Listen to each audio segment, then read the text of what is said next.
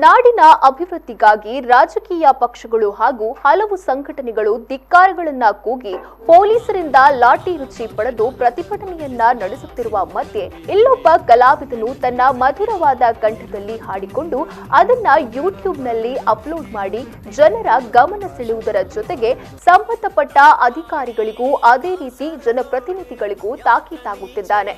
ನಾಡಿನ ಸಮೃದ್ಧಿ ಹಾಗೂ ಒಳಿತಿಗಾಗಿ ತನ್ನ ಇಂಪಾದ ಹಾಡಿನೊಂದಿಗೆ ಸಮಾಜದ ಮುಂದೆ ಬರುವ ಈ ಕಲಾವಿದನಿಗೆ ಮಂಜೇಶ್ವರದ ಜನತೆ ಪೂರ್ಣವಾದ ಸಹಕಾರವನ್ನ ನೀಡಿ ಬೆಂಬಲಿಸುತ್ತಿದ್ದಾರೆ.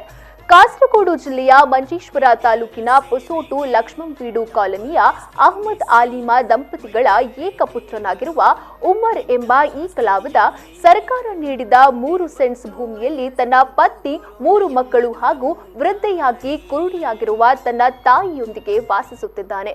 ಕಣ್ಣು ಕಾಣದ ವೃದ್ಧೆಯಾದ ತಾಯಿಯ ಸೇವೆಯಲ್ಲೂ ಮುಂಚೂಣಿಯಲ್ಲಿಯೇ ನಿಂತಿದ್ದಾನೆ.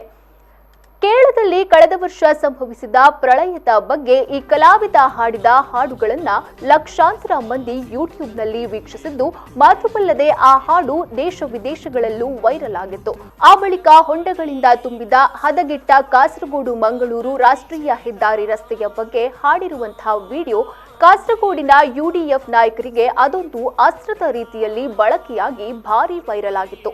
തലപ്പാടി കാസർഗോഡ് യാത്ര നീ ചെയ്താൽ കാണാം ഹൈവേ മൊത്തം സ്വിമ്മിംഗ് പൂളുകളാ. 6 വരി പാത എന്നത് സ്വപ്നങ്ങൾ മാത്രം.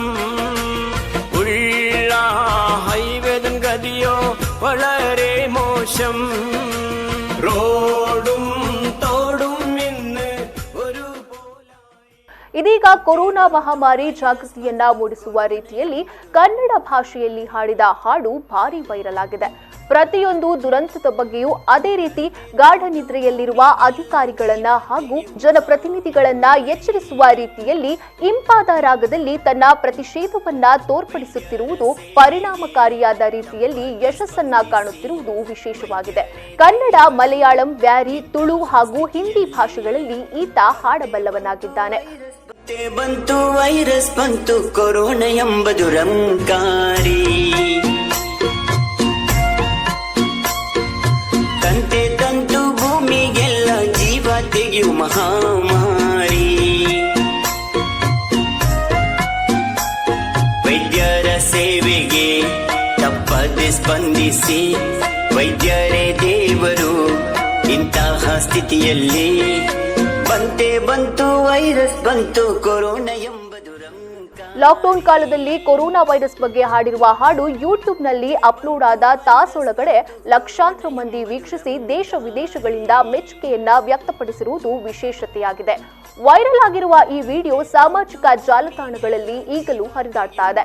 ಈ ಕಲಾವಿದನ ಚಟುವಟಿಕೆಗಳಿಗೆ ಮಂಜೇಶ್ವರದ ಕಲಾ ಪ್ರೇಮಿಗಳು ಹಾಗೂ ಸಮಾಜ ಸೇವಕರು ಜನತಾಪೂರ್ಣ ಸಹಕಾರವನ್ನ ನೀಡಿ ಪ್ರೋತ್ಸಾಹಿಸುತ್ತಿದ್ದಾರೆ. ನನ್ನ ಇಚ್ಛೆ ಏನಂದರೆ ಊರವರ ಸಹಕಾರ ನನಗೆ ಬೇಕು.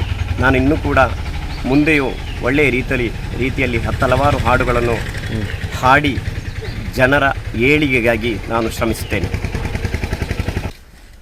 ಈಗಾಗಲೇ ನಾನು ಕಳೆದ ವರ್ಷ ಕೇರಳದಲ್ಲಿ ಉಂಟಾದಂತಹ ಪ್ರಳಯ ದುರಂತದ ಬಗ್ಗೆ ಹಾಡಿ ಜನರ ಮನ ಗೆದ್ದಿದ್ದೇನೆ.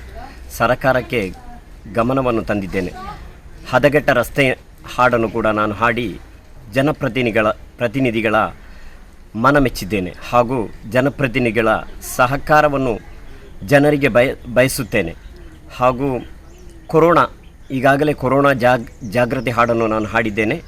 ಅದು ಒಂದು ಜನರಿಗೆ ಮುನ್ಸೂಚನೆಯನ್ನು ನೀಡುತ್ತೇನೆಂದು ನಾನು ಭಾವಿಸುತ್ತೇನೆ. ಈ ಹಲವಾರು ಜನರು ನನಗೆ ಒಳ್ಳೆಯದಾಯಿತು ಅಂತ ಹೇಳ್ತಾ ಇದ್ದೇನೆ.